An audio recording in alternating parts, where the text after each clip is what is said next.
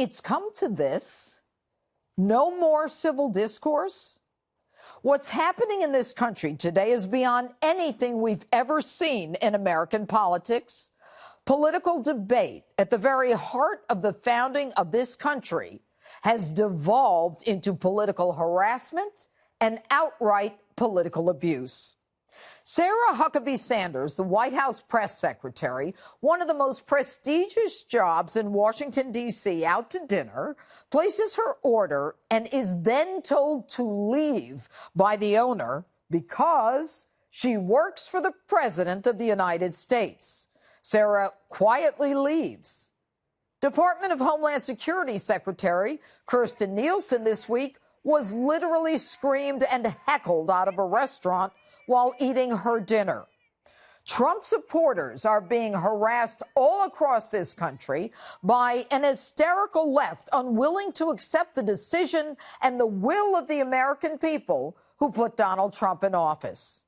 These unhinged leftists are normalizing outrageous behavior, which is only getting worse. So why is this happening? Once the Democrats' 24/7 Russia collusion illusion nonsense fizzled because there was no evidence of wrongdoing or collusion other than corruption on the part of those at the top level of the FBI and DOJ to frame Donald Trump, the left needed a new issue, a new deflection to some other made-up wrongdoing on the part of Donald Trump. What to accuse him of? What can we blame him for now? They then deflect to the inhumane separation of children from their families at the border. Now, I want to be clear. I have spent my professional life fighting for children. Children who've been victimized and injured and harmed. There is nothing more heartbreaking than children being separated from their parents. Every day, family courts separate parents from their children. Every day, criminal judges separate parents from their children. And every day, children are placed in foster care away from their parents. And I haven't heard anyone on the left complain. Now, for those of you who are so blinded by Trump hatred, there are laws in this country. A primer. When you cross the border into these United States illegally, expect to be arrested. You do not have the right to come here.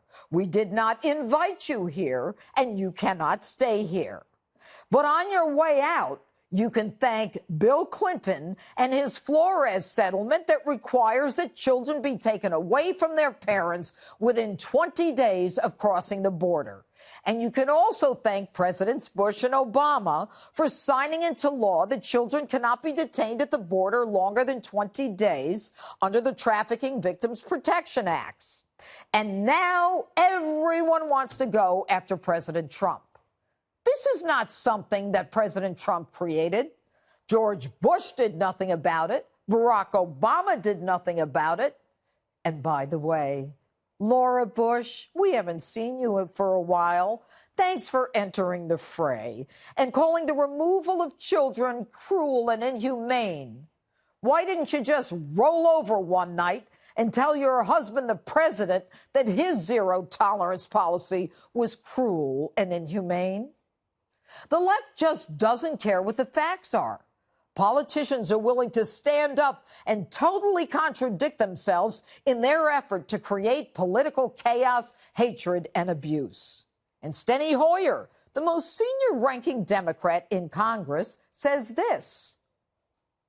He is taking infant children hostage, wrenching them from the arms of their parents, traumatizing them, perhaps for life.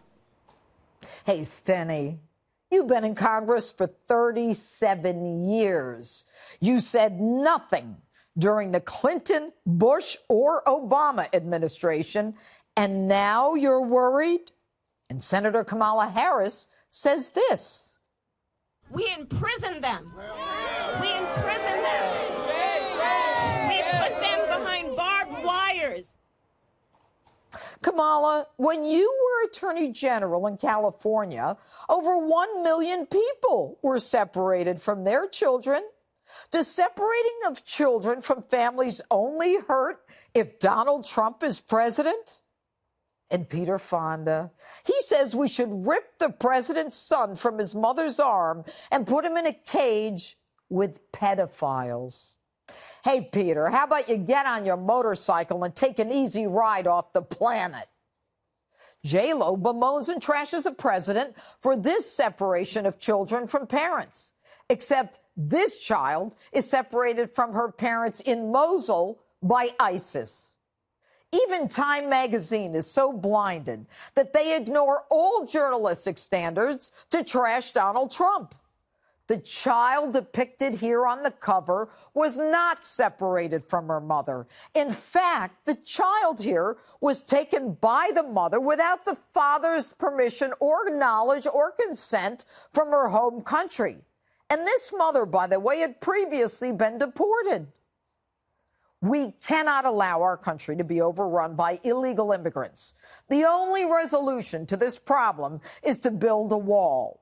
Amnesty does nothing but create an incentive for additional crossings by illegals. Make no mistake, the Democrats are simply looking for an issue for the 2018 midterms. And even if they have to lie, create false images, and a movement to intimidate Trump supporters, they will stop at nothing. Folks, we're in a very dangerous place right now. Hate is hate. Hate leads to harassment and abuse.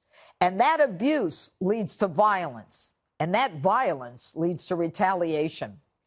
Any threat of violence that conjures up a visual of violence is more dangerous than just having different political views.